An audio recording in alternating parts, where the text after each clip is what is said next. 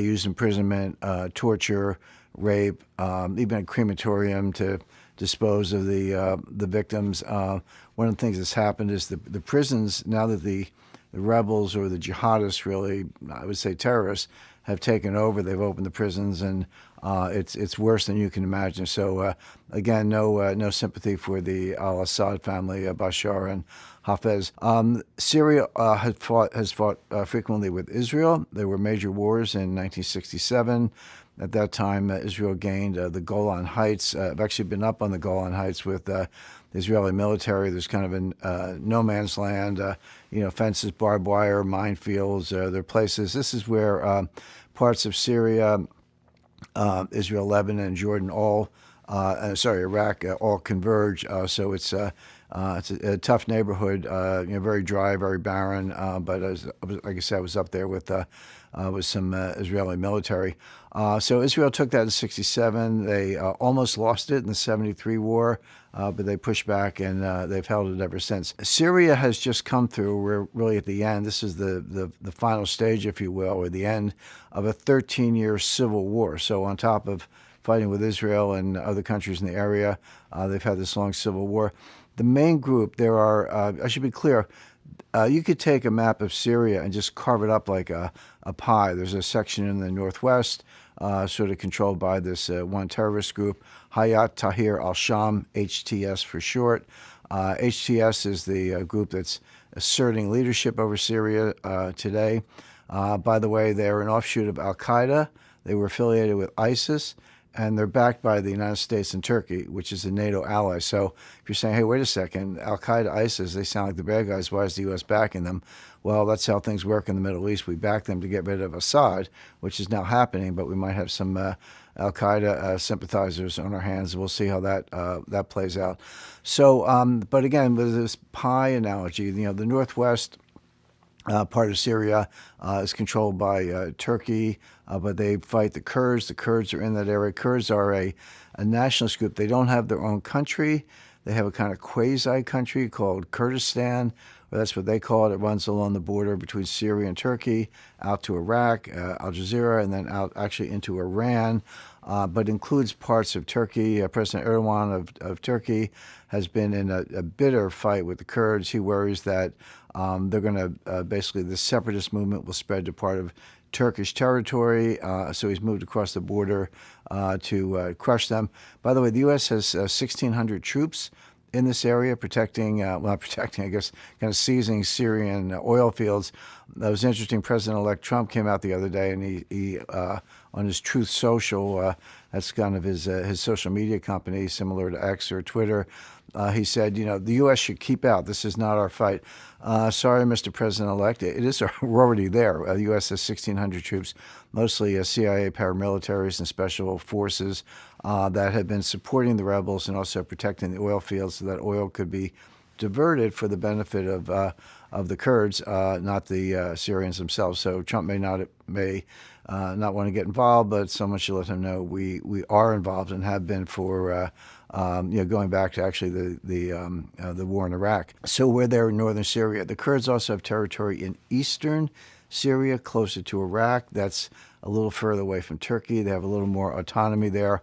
There are also rebel groups. I say rebels, they're really jihadists at best, maybe terrorists. Some of them are terrorists coming in from Jordan. So you've got a rebel group coming from the south, a terrorist group coming from the north, U.S. troops in the northeast, Iraq in the east. And then the Alawites, that's the ones who support the Ba'athist Party, the al-Assad family, they're along the Mediterranean coast. You kind of rubbing shoulders with Lebanon. You've got the Druze. Again, it's you don't have to be expert on all these religious subgroups or national subgroups, but it really is a mess. So Syria is barely a country, but now it actually has fallen. In any situation like this, you get winners and losers. So let's just go down some of them quickly. And as I say, I'll come back to what's really going on behind the scenes, because this is more than meets the eye. The biggest loser is clearly Iran. Iran is a Shiite country. If you know that much about the political Islam, there are Shiites and Sunnis. The Sunnis are predominantly the Arabs. Not all the Arabs by any means, but a lot of the Arabs. Saudi Arabia is the Gulf states. Those are all Sunni countries. The Shia are mostly in Iran, but they're also somewhat in Iraq, and there are some in Syria as well. Just to make it more confusing, Hamas in the south of Israel in the Gaza Strip are Sunnis, but they sympathize with the Shiites because they get backing from Iran, and Hezbollah in the north and Lebanon are Shiites. So anyway, Iran constructed what they call a crescent of Shiite crescent of influence. It runs from Iran to Iraq to Syria into Lebanon, and particularly Hezbollah, where they supplied all the weapons, they supplied all the support, and gave them influence far from their own borders, and were enabled them to create turmoil in the Middle East. Now, I should add the Houthi rebels in Yemen, which is the southern tip of Saudi Arabian or the Arabian Peninsula adjacent to the Red Sea, are also part of the Shiite crescent. Anyway, it's all gone, pretty much gone. Israel attacked Hezbollah, destroyed a lot of their missiles, moved into Lebanon, killed their leaders. New leaders arose. Israel killed them. You just really decimated the Hezbollah leadership. You probably heard about the fact that Israel created a manufacturing company that made pagers and walkie-talkies under false pretenses, put bombs in them, sold them to Hezbollah, and then detonated them all and killed and wounded hundreds, or if not more, of Hezbollah operatives. So it's been complete turmoil there. Anyway, that's all gone. And it's not a coincidence that Israel attacked Hezbollah, then just a few days ago, about a week ago actually, reached a ceasefire with Hezbollah, and then here come the rebels, or the jihadists, coming in from Turkey and northern Syria to make their way to Damascus. This was all orchestrated. I'll come back to that in a little more detail. Another big loser is Iraq, really kind of a pawn of Iran at this point. So to the extent that Iran loses, Iraq loses as well. Hezbollah is just about finished. Their pipeline of weapons from Iran will be cut off because those weapons come through Syria to southern Lebanon, which is where Hezbollah is. So Hezbollah has not only been attacked and decimated by the Israelis, but now their pipeline to Iran is cut off because Syria has fallen. Lebanon stands to be a loser. Lebanon's a mess on a good day. I happen to know a lot about Lebanon. I don't want to spend all of our time on that, but they've got the Shiite in the south, closest to Israel, which is Hezbollah, and we talked about that. But they've also got a large Christian element. This goes all the way back to the Crusades and the French protectorate after World War I. And they have their own army called the Phalange. And then you've got the Druze up in the mountains. They have their own army. So the Phalange is not going to sit still for any kind of resurgence of Hezbollah. And if the jihadists in Syria try to make a move on Lebanon, which is possible, try to fill in that void where Hezbollah is now gone. Bearing in mind the jihadists in Syria are Sunnis, there's no love lost between them and the Shiites. So if they attack Hezbollah in Lebanon, look for the Lebanon Christian Phalange to fight back. So we've had civil wars on and off in Lebanon for 30 years. That could be coming back. So that's your set of losers. The winners are very clear. Turkey is the biggest winner.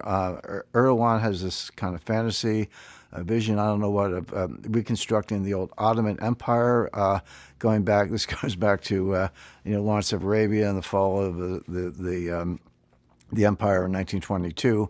But Turkey at one time, it wasn't Turkey, it was called the Ottoman Empire, controlled all the areas we're talking about right now. So Syria, Lebanon, parts of present-day Israel, which is Palestine, all the way down to Egypt into Saudi Arabia. That was all part of the Ottoman Empire, actually Iraq as well. It all fell in stages after World War I, stretching out to 1922. Turkey emerged as a country under Ataturk. It was secular for a while, but now the religious element is getting dominance again. So the question is, does Erdogan have visions of reconstructing the Ottoman Empire? Well, he might, and this was a big move in that direction. Israel is a big winner. They've already moved on the Golan Heights. I said they took that in the 67 war, defended it in the 1973 war. They did, but now they've moved even closer because the Syrian army just vanished, just melted, took off the uniforms, put on civilian clothes, kind of headed for the hills. We'll see what happens next. But they abandoned posts that were Syrian, kind of in the no man's land between Syria and Israel, Israeli parts of the Golan Heights. Israel has now moved its tanks forward. The rebels, the jihadists, couldn't put up much of a fight, so Israel has taken more of the Golan Heights. U.S. is a big winner. Look, the U.S. Was one of the backers of this. The biggest backer was Turkey, but the U.S. counted on the CIA to be involved in this. They wanted to give Russia a black eye. Obama was talking about the al-Assads, back in 2012, 2013. Well, it was a while ago, but now the Assads are gone. The U.S. can give itself a pat on the back, and again, it gives Russia a black eye because Russia was the main backer, along with Iran, of Syria and the al-Assads. There are some parties I would say are losers and winners. The Kurds, for example, in the West, the parts of adjacent to Turkey, they're a loser because Turkey actually trained and backed this jihadist army that came in. And so to the extent that Turkey has strengthened its hand in western Syria, the Kurds are losers. But in eastern Syria, closer to Iraq, the Kurds might actually have greater autonomy because Erdogan of Turkey's got his hands full now with what happened